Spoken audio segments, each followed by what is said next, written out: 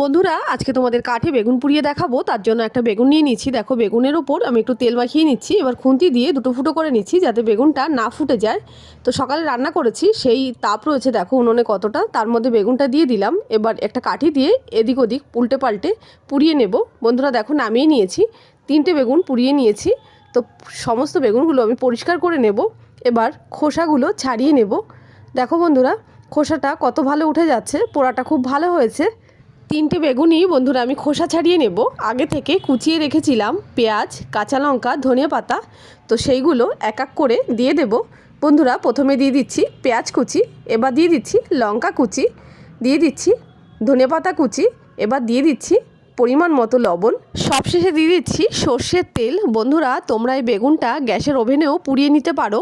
তো সবশেষে খুব ভালোভাবে মেখে নিচ্ছি। অবশ্যই এই অসাধারণ রেসিপিটা একবার হলেও ট্রাই করো। সবাই ভালো থেকো, সুস্থ থেকো, টাটা।